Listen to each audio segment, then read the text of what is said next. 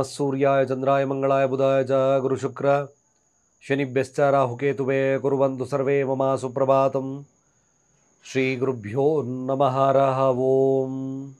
ಸಮಸ್ತ ತುಳಸಿ ವೀಕ್ಷಕರಿಗೆ ಶಿವಸ್ವಾಮಿ ಗುರುಜಿಯ ಅನಂತ ನಮಸ್ಕಾರಗಳು. ಸ್ನೇಹಿತರೆ, ಸ್ವಾಹ ಅರ್ಪಿಸ್ತಕ್ಕಂಥ ದಿನದ ಭವಿಷ್ಯದ ಕಾರ್ಯಕ್ರಮಕ್ಕೆ ಸ್ವಾಗತ ಮತ್ತು ಸುಸ್ವಾಗತ.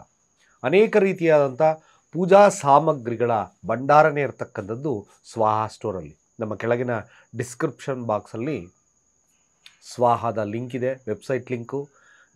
ಕ್ಲಿಕ್ ಮಾಡಿ, ನಿಮಗೆ ಅನೇಕ ರೀತಿಯಾದಂಥ ಸ್ವಾಹದ ಪ್ರಾಡಕ್ಟ್ಗಳು, ಪೂಜಾ ಸಾಮಗ್ರಿಗಳು ಪ್ರತಿಯೊಂದು ಕೂಡ ದೊರೆಯತಕ್ಕಂಥದ್ದು ಇರ್ತದೆ. ತಗೊಳ್ತಕ್ಕಂಥ ಕೆಲಸ ಮಾಡಿ. Of course maximum very good product. ಮೊದಲು ಭಾನುವಾರ ಈ ದಿನ ಪಂಚಾಂಗವನ್ನು ಶ್ರವಣವನ್ನು ಮಾಡೋಣ. ತದನಂತರ 12 ರಾಶಿಗಳ ಭವಿಷ್ಯವನ್ನು ತಿಳ್ಕೊಳ್ತಕ್ಕಂಥದ್ದು ಮಾಡೋಣ. ಮುಖ್ಯವಾಗಿ ಮಕ್ಕಳು ನಾವು ಸಾಧಿಸಲೇಬೇಕು. ಮೈಂಡ್ ಪವರ್ ಕಡಿಮೆ ಇದೆ, ಎಜುಕೇಷನ್ ಡಲ್ ಇದ್ದೇನೆ, ನಾನು ಮಲಗಬೇಕಾದ್ರೆ ಯಾವ ಮಂತ್ರವನ್ನು ಹೇಳಿದ್ರೆ ನಮ್ಮ ಸಬ್ಕಾನ್ಷಿಯಸ್ ಲೆವೆಲ್ ಇನ್ಕ್ರೀಸ್ ಆಗುತ್ತೆ. The most good one. ಖಂಡಿತ ಕೊನೆಯವರೆಗೂ ವಿಡಿಯೋ ನೋಡಿ, ನಿಮಗೆ ಇದು ಅನುಭವ ಆಗೇ ಆಗುತ್ತೆ. ಖಂಡಿತ ಒಂದು ಶುಭತ್ವ ಇರತಕ್ಕಂಥದ್ದು ಇರುತ್ತೆ. ದಿನದ ಪಂಚಾಂಗವನ್ನು ಪಠಣೆ ಮಾಡೋಣ. ಭಾನುವಾರ ನವಮಿ ತಿಥಿ ಇರತಕ್ಕಂಥದ್ದು, ಕೃಷ್ಣ ಪಕ್ಷ, ವ್ಯಾಗತ ಯೋಗ ಇರತಕ್ಕಂಥ ಸಮಯ, ತೈತುಲ ಹಾಗೆ ಗರಜಕರಣ ಇರತಕ್ಕಂಥದ್ದು. ಚಂದ್ರ ರೋಹಿಣಿ ನಕ್ಷತ್ರ ವೃಷಭ ರಾಶಿಯಲ್ಲಿ ಸ್ಥಿತವಾಗಿದ್ದಾನೆ. ಇವತ್ತಿನ ಕಾಲಮಾನವನ್ನು ನೋಡೋದಾದರೆ ರಾಹುಕಾಲ ಸಂಜೆ 5 ಗಂಟೆ 5 ನಿಮಿಷದಿಂದ 6 ಗಂಟೆ 39 ನಿಮಿಷದವರೆಗೂ. ಯಮಗಂಡ ಕಾಲ ಮಧ್ಯಾಹ್ನ 12 ಗಂಟೆ 24 ನಿಮಿಷದಿಂದ 1 ಗಂಟೆ 58 ನಿಮಿಷ ಮಧ್ಯಾಹ್ನದವರೆಗೂ. ಹಾಗೆ ಗುಳಿಕ ಕಾಲವನ್ನು ವೀಕ್ಷಣೆ ಮಾಡೋದಾದರೆ ಮಧ್ಯಾಹ್ನ 3 ಗಂಟೆ 30 ನಿಮಿಷದಿಂದ ಸಂಜೆ 5 ಗಂಟೆ 5 ನಿಮಿಷದವರೆಗೂ. ಹಾಗೆ ಇವತ್ತಿನ ದುಷ್ಟ ಮುಹೂರ್ತ ಅಂತ ನೋಡಿದ್ವಿ.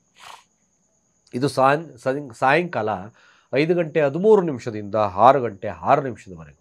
ಹಾಗೆ ಕಂಟಕ ಮೃತ್ಯುದೋಷ ಇರತಕ್ಕಂಥದ್ದು ಬೆಳಗ್ಗೆ 10 ಗಂಟೆ 13 ನಿಮಿಷದಿಂದ 11 ಗಂಟೆ 6 ನಿಮಿಷದವರೆಗೂ. ಚಂದ್ರ ಉಚ್ಚಸ್ಥಾನದಲ್ಲಿ ರೋಹಿಣಿ ನಕ್ಷತ್ರದಲ್ಲಿ ಸ್ಥಿತವಾಗಿದ್ದಾನೆ.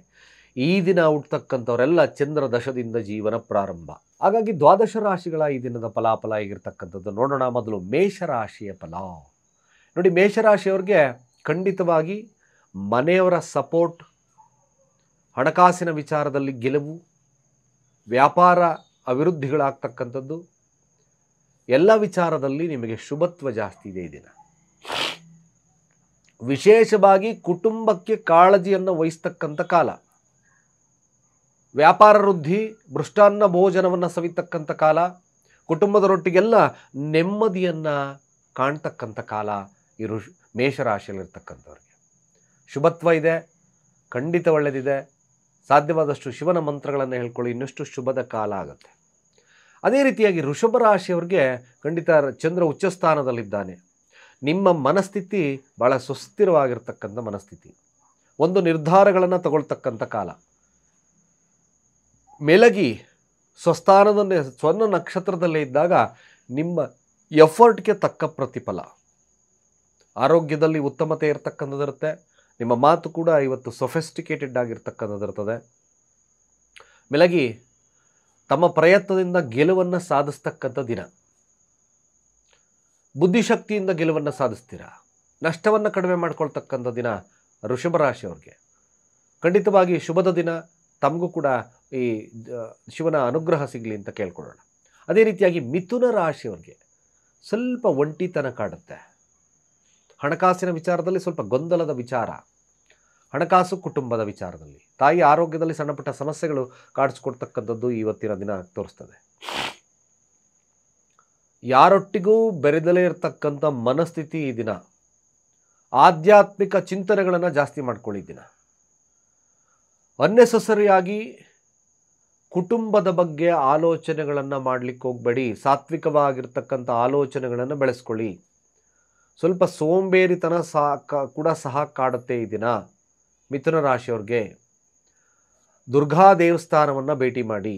ಸ್ವಲ್ಪ ನಷ್ಟದ ಕಾಲವಾದ್ದರಿಂದ ಬಂಡವಾಳ ರಹಿತವಾಗಿರ್ತಕ್ಕಂಥ ಕೆಲಸಗಳಲ್ಲಿ ಪ್ರಶಸ್ತ. ಬಂಡವಾಳ ಹೂಡೋದು ಬೇಡ ಈ ದಿನ. ಸ್ವಲ್ಪ ನೋಡಿಕೊಂಡು ಮಾಡ್ತಕ್ಕಂಥ ಕೆಲಸಗಳನ್ನು ಮಾಡ್ಕೊಳ್ಳಿ ಮಿಥುನ ರಾಶಿಯಲ್ಲಿರ್ತಕ್ಕಂಥವ್ರು. ವ್ಯಾಜ್ಯಗಳನ್ನು ಮಾಡ್ಕೋಬೇಡಿ. ಕುಟುಂಬದಲ್ಲಿ ಮಾಡಿಕೊಂಡ್ರೆ ನೀವೇ ಒಂಟಿತನವನ್ನು ಅನುಭವಿಸ್ತಕ್ಕಂಥ ಸಾಧ್ಯತೆ ಈ ದಿನ ಮಿಥುನ ರಾಶಿಯವರಿಗೆ ತೋರಿಸ್ತದೆ. ಸಾಧ್ಯವಾದರೆ ಶಿವನಿಗೆ ಹಾಲಿನ ಅಭಿಷೇಕವನ್ನು ಮಾಡಿಸಿ ಓಂ ಸೋಂ ಸೋಮಾಯ ನಮಃ ಮಂತ್ರವನ್ನು ಪಠನೆ ಮಾಡಿ, ಶುಭತ್ವಾಗುತ್ತೆ. ಅದೇ ರೀತಿ ಕಟಕ ರಾಶಿಯವರಿಗೆ ಖಂಡಿತ ನಿಮ್ಮ ಆಸೆ ಆಕಾಂಕ್ಷೆಗಳು ಈಡೇರ್ತಕ್ಕಂಥ ಕಾಲ. ನಿಮ್ಮ ಜಸ್ಟ್ ಪ್ರಯತ್ನ, ಈ ಪ್ರಯತ್ನ ಲಾಭವನ್ನು ಮಾಡ್ಬೋದು ತಾವು. ನಿಮ್ಮ ಸಹೋದರಗಳಿಂದ ಲಾಭವನ್ನು ಪಡಿತಕ್ಕಂಥದ್ದಿದೆ. ಸಹೋದರಗಳಿಂದ ಲಾಭವನ್ನು ಪಡಿತೀರ. ನಿಮ್ಮ ಆಸೆ ಆಕಾಂಕ್ಷೆಗಳು ಈಡೇರ್ತಕ್ಕಂಥದ್ದು, ಆರೋಗ್ಯದಲ್ಲಿ ಉತ್ತಮತೆ ಇರತಕ್ಕಂಥ ಕಾಲ. ಕೇವಲ ಯಾರು ಕಟಕ ರಾಶಿಯಲ್ಲಿದ್ದೀರೋ ಗುರುವಿನ ಸಾನ್ನಿಧ್ಯವನ್ನು ಭೇಟಿ ಮಾಡಿ, ಅಲ್ಲಿ ಸಾಧ್ಯವಾದರೆ ಕಡಲೆಕಾಳಿನ ಫಲಹಾರವನ್ನು ಹಂಚತಕ್ಕಂಥದ್ದು ಮಾಡಿಕೊಳ್ಳಿ. ಖಂಡಿತವಾಗಿ ನಿಮಗೆ ಒಳ್ಳೆಯ ಒಂದು ದಿನ ಕೂಡ ಆಗುತ್ತೆ. ಅದೇ ರೀತಿಯಾಗಿ ಸಿಂಹರಾಶಿಯವರ ಈ ದಿನದ ಫಲಾಫಲ, ಈಗೋಸ್ಟಿಕ್ ನೇಚರ್ ಜಾಸ್ತಿ ಇರುತ್ತೆ, ಆದರೆ ಹೆಸರು ಕೀರ್ತಿ ಪ್ರತಿಷ್ಠೆ ಉತ್ತಮವಾಗಿರ್ತಕ್ಕಂಥದ್ದು ಇರ್ತದೆ. ತಮ್ಮ ಕೆಲಸದಲ್ಲಿ ತಲ್ಲೀನತೆ ಲಾಭವನ್ನು ನೋಡ್ತಕ್ಕಂಥದ್ದು ಜಾಸ್ತಿ ತೋರಿಸ್ತೀವಿ. ಆದರೆ ವೈವಾಹಿಕ ಜೀವನ ಸ್ವಲ್ಪ ಕಾನ್ಫ್ಲಿಕ್ಟ್ ಇರ್ತಕ್ಕಂಥದ್ದು ಈ ದಿನ ತೋರಿಸ್ತದೆ.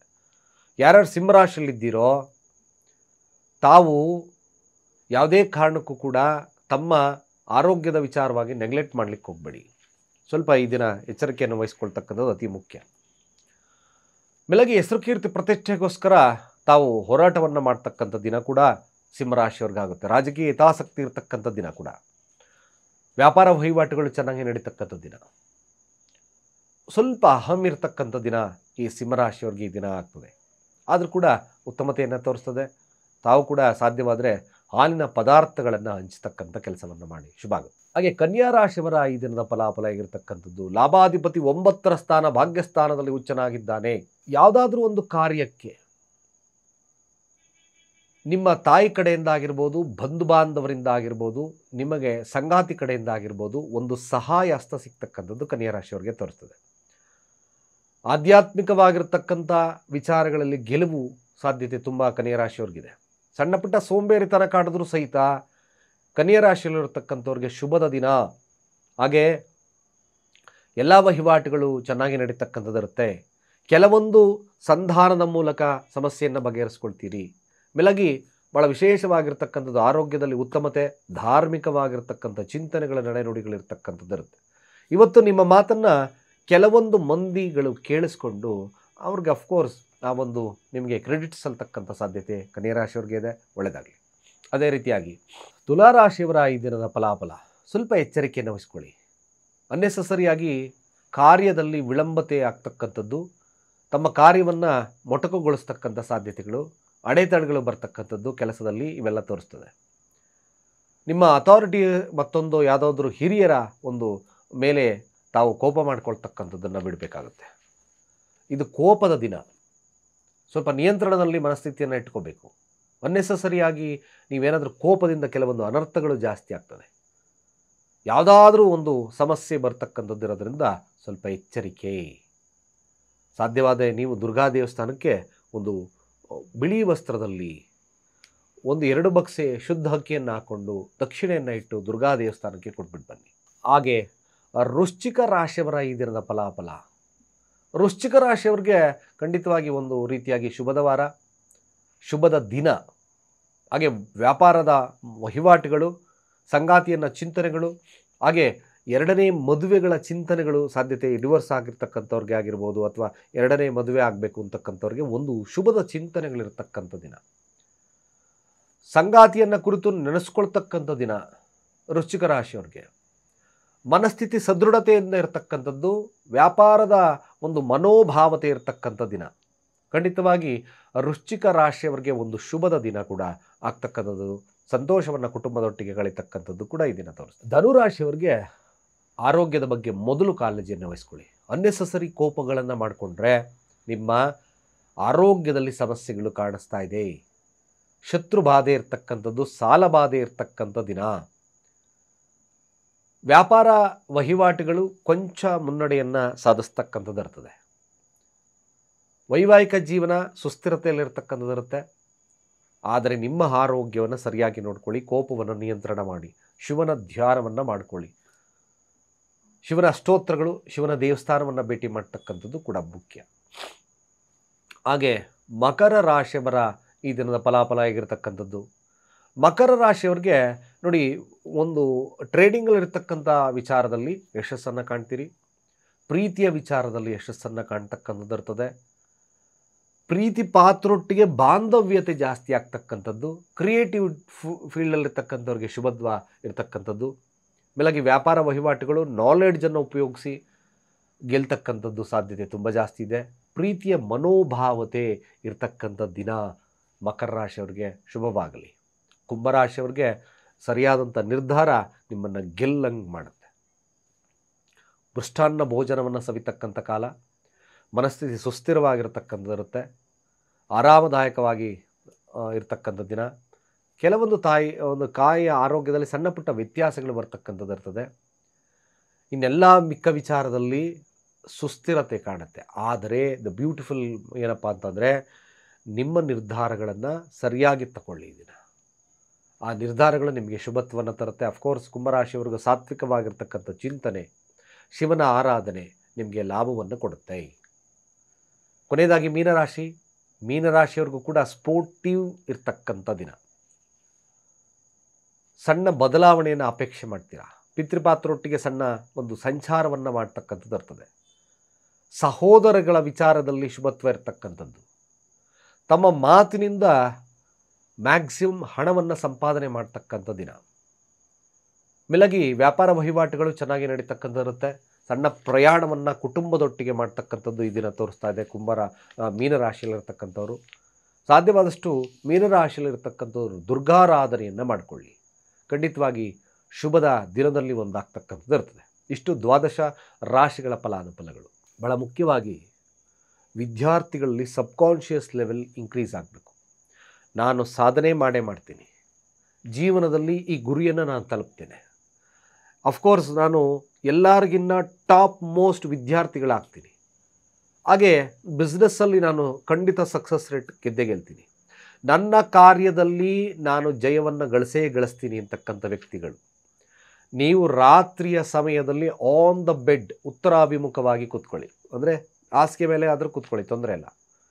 ಕೂತ್ಕೊಂಡು 21 ಬಾರಿ ಓಂ ನಮೋ ಭಗವತೆ ವಾಸುದೇವಾಯ, ಓಂ ನಮೋ ಭಗವತೆ ವಾಸುದೇವಾಯ, ಕೇವಲ ಈ ಮಂತ್ರವನ್ನು ಹೇಳಿ. ಮಂತ್ರ ಹೇಳಿ ಆಮೇಲೆ ಬೆಳಗ್ಗೆ ನೀವು 8 ಗಂಟೆ 7 ಗಂಟೆವರೆಗೂ ಮಲ್ಕೊಂಡ್ರೆ ನಾಟ್ ಲೈಕ್ ದ್ಯಾಟ್.